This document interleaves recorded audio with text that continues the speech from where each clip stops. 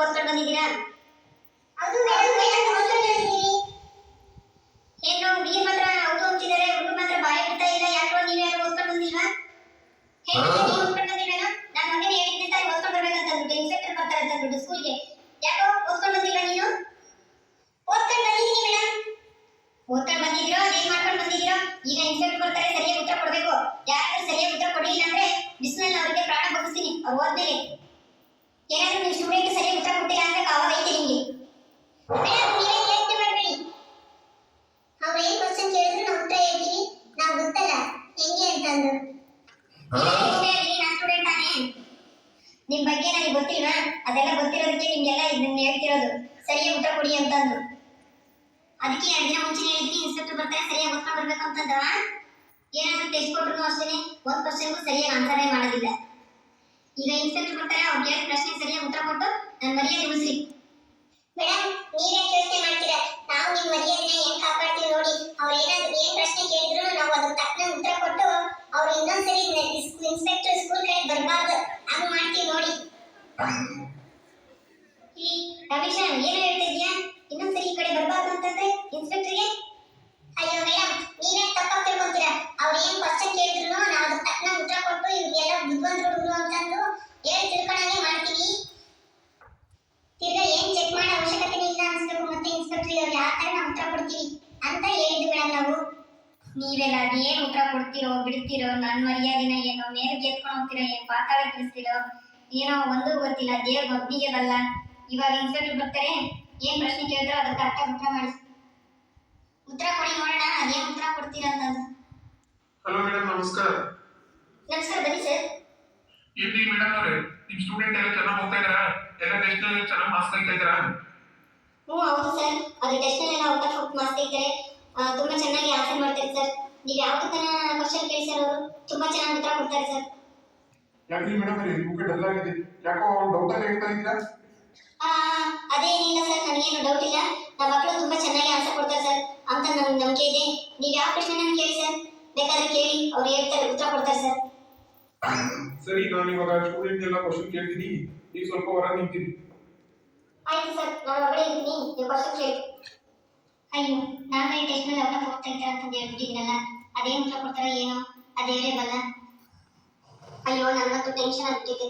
ಅದೇನು ಪ್ರಶ್ನೆ ಕೇಳ್ತಾರೋ, ನಮ್ಮ ಹುಡುಗರು ಏನು ಉತ್ತರ ಕೊಡ್ತಾರೋ, ಅವ್ರ ಉತ್ತರ ಕೇಳಿ ತಲೆ ತಿರುಗಿ ಬೀಳದೆ ಇದ್ರೆ ಸಾಕಪ್ಪ.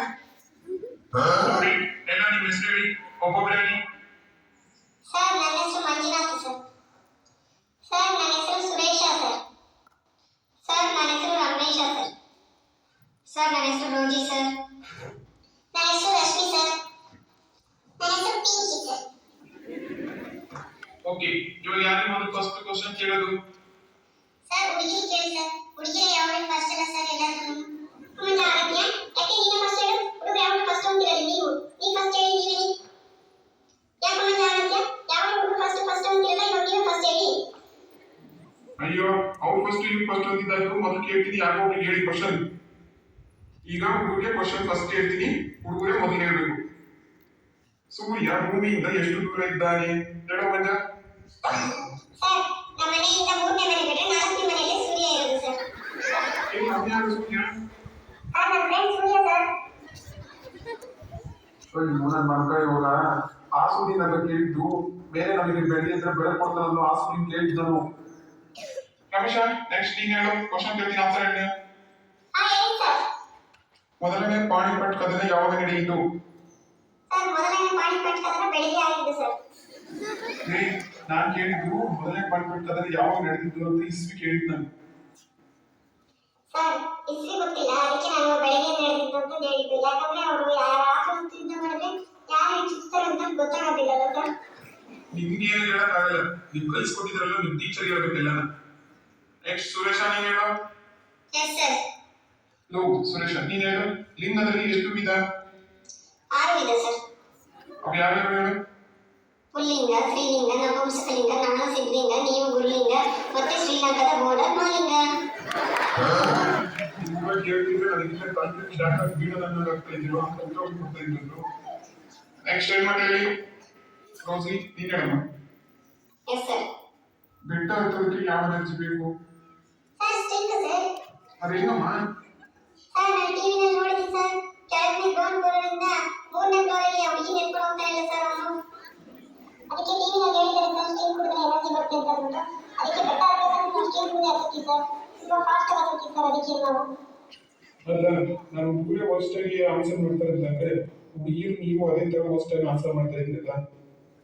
ರಶ್ಮಿ, ನೀನ್ ಹೇಳು, ಒಂದು ಲೋಟ ಹಾಲು ಕುಡಿದ್ರೆ ಏನು ಉಪಯೋಗ? ಸರ್ ನಾವು ತರೋದೇ ಒಂದೇ ಲೋಟ ಸರ್. ಒಂದು ಲೋಟ ನಾವು ಹಾಕಿದ್ರೆ ಕಾಫಿ ಕಾಸಕ್ಕೆ ಇರೋದಿಲ್ಲ ಸರ್ ನಮ್ಮ ಮನೆಗೆ. ಅಯ್ಯೋ, ನಾನು ಕೇಳಿದ್ದು ಎಲ್ಲ ಸಾಲು ಕುಡಿದ್ರೆ ನಮ್ಮ ಬಾಡಿಗೆ ಎಷ್ಟು ಉಪಯೋಗ ಅಂತ ನಾನು ಕೇಳಿದ್ದು. ಹ್ಞೂ ಸರ್, ನಮ್ಮಮ್ಮ ಕೊಡೋದಿಲ್ಲ ಸರ್, ಹಾಲು ಬೈತಾರೆ ಸರ್. ಒಂದು ಲೋಟ ಹಾಲು ಕೊಡೋದಿಲ್ಲ ಸರ್. ಮನೆಗೆ ಕಾಫಿ ಕಾಸ ಖಾಲಿ ಇರಲ್ಲ ಅಂತಾರೆ, ಮತ್ತೆ ಹಾಲು ಕೇಳ್ತಿ ಅಂತ ಕೇಳ್ತಾರೆ ಸರ್ ಅವರು. ಓಹೋ, ಸರಿ ಹೋಯ್ತು. ಪಿಂಕಿ, ನೆಕ್ಸ್ಟ್ ಟೈಮ್ ಒಂದು ಗಾದೆ ಮಾತು ಹೇಳ್ತೀನಿ, ನೀನು ಅದು ಕೇಳೋ ಆನ್ಸರ್. ಬೊಗಳ ನಾಯಿ ಕಚ್ಚೋದಿಲ್ಲ ಯಾಕೆ? ಯಾಕೆಂದ್ರೆ ಒಂದೇ ಟೈಮಲ್ಲಿ ಎರಡು ಕೆಲಸ ಮಾಡೋಕ್ಕಾಗೋದಿಲ್ಲ ಕಿಚನ್ನಲ್ಲಿ. ಅತ್ತ ಕೊಡೋಕ್ಕಾಗೋದಿಲ್ಲ, ಅತ್ತ ಕಡಿಯೋಕ್ಕಾಗೋದಿಲ್ಲ. ಅದಕ್ಕೆ ಒಂದೇ ಟೈಮಲ್ಲಿ ಎರಡು ಕೆಲಸ ಮಾಡೋಕ್ಕಾಗೋದಿಲ್ಲ ಸರ್. ನಿಮ್ಮ ಬಾಯಿಗಳಿಗೆಲ್ಲ ನಂದೊಂದು ದೊಡ್ಡ ನಮಸ್ಕಾರ. ಮೇಡಮ್ ಬನ್ನಿ. ಹಾಂ ಸರ್, ಬನ್ನಿ ಸರ್. ಹಾಂ ಸರ್, ಹೇಳಿ ಸರ್. ನಮ್ಮ ಮಕ್ಕಳೆಲ್ಲ ನೀವು ಕೇಳಿದ ಕ್ವಶನ್ಗೆ ಆನ್ಸರ್ ಮಾಡಿದ್ರೆ ಸರ್. ನನಗೆ promotion sir. Promotion D promotion ಕೊಡಿಸ್ಬೇಕು ನಿಮಗೆ.